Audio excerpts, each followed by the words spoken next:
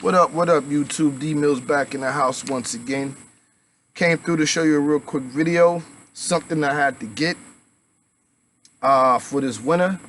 I know it's still summertime, but I'm preparing for the wintertime. I had to get it. I saw it online at Walmart for $34. Free delivery. It's a grow light, and it's gonna be for the inside of my house. The grow light is a full spectrum. No, excuse me, it's not full spectrum. The two main lights on this stand right here is red and blue. The red lights are for growth. You know what I'm saying? So it's gonna maintain the plants. And the blue light the blue hue is for like for seed starters. So it's gonna be perfect for inside the house. This stand right here raises till about 6 feet in the air. Once I raise that, I'll be able to take each four of those stems that you see, right? And I'll bend them over the plants, and it'll give the plants that are inside the house, I can raise it almost to the ceiling. So it'll give the plants inside the house plenty of light. And I brought this for two reasons. Last winter, I had a lot of casualties on my plants. Besides the peppers, right, that I don't know if it's over there, but besides the one pepper plant and that one plant that survived is a habanero. I thought it was a banana plant, but that's a habanero. And it has about 100 habanero. I don't need any more habaneros, but it has about 100 habaneros on that plant right there. And none of my other peppers made it. Let me see how many was there. It was about 6 pepper plants, and 5 out of the 6 died. So, yeah, that's why I'm getting this grow light. In addition to the pepper plants that died last year, I had casualties on my pomegranates, 3 pomegranate plants that were inside the smaller plots, sitting on the railing. Even though I brought those inside, those didn't make it. And I'm attributing it to it being in a smaller pot and me not bringing it inside the house quick enough.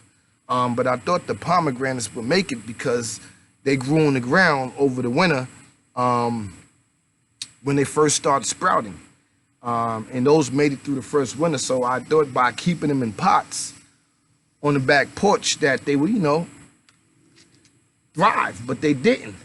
And they died. And then I had 2 sweet sop trees that were also in pots that died. So I had a lot of casualties last year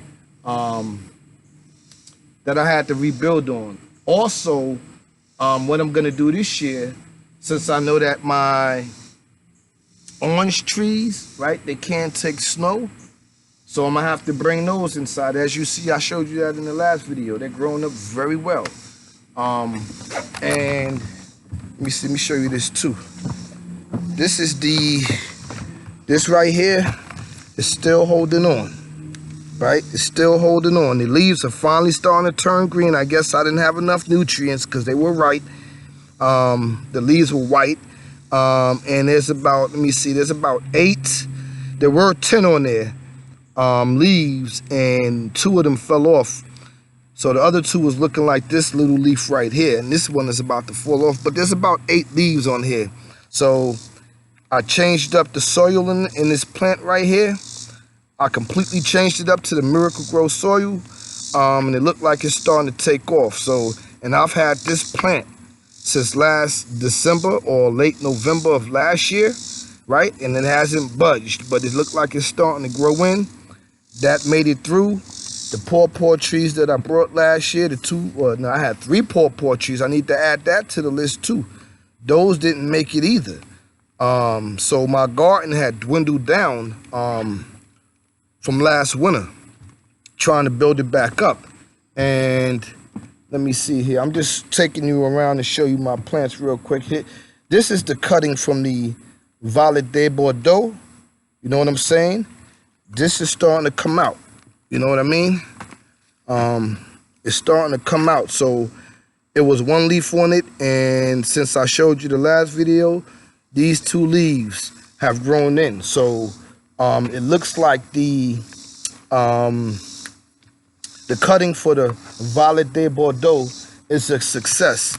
This is the Violet de Bordeaux. This is what the plant looks like itself. So this is grown. I don't know if you can see it, but this has grown about a foot since I got it. This is the other cutting from the brown turkey fig right here. And the leaves are extra big. In fact, these leaves on this plant is bigger than the leaves on the tree that I cut it off from. So I guess this brown turkey is doing very well. I'm a little concerned about this plant right here. Oops. I'm a little concerned about this cold hardy avocado plant, right? Can't see because of the sun. So I don't know if it's getting any, let me see. Okay, yeah. All right, so this is the cold hardy. I was a little concerned because it's not growing tall, but what I do see coming out are leaves like these on the side. So it's starting to build in. Like these leaves wasn't there before.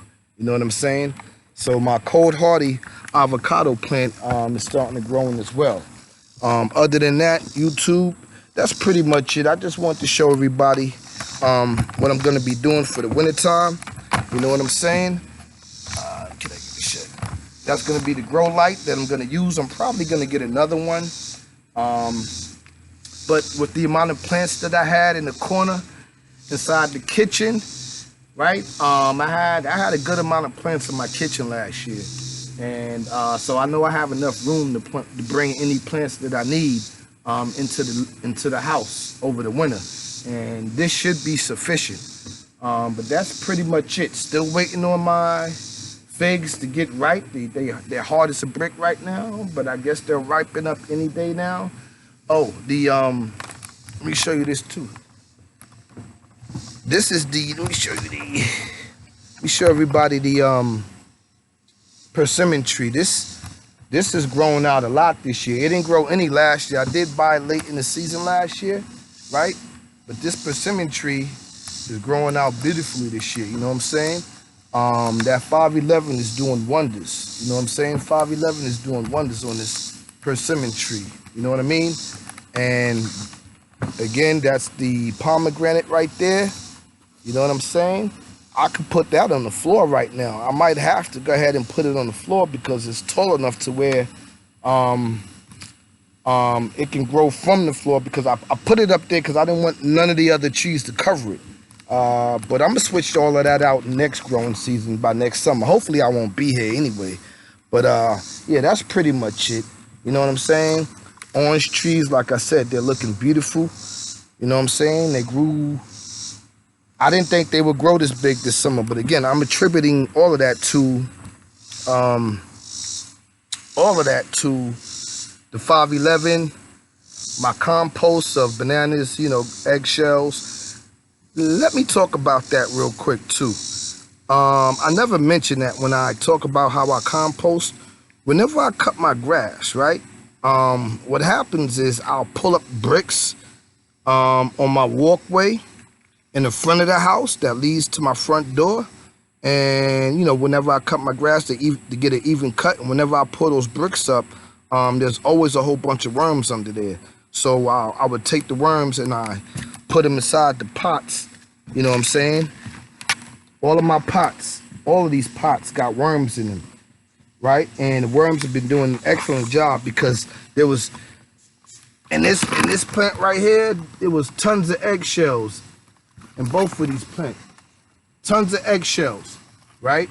And they're being broken down pretty fast. So yeah, earthworms are great for your soil. I always forget to talk about that. I was gonna make a video about that one day, but I guess I'll do that in the future. I know I'm rambling on here about my plants.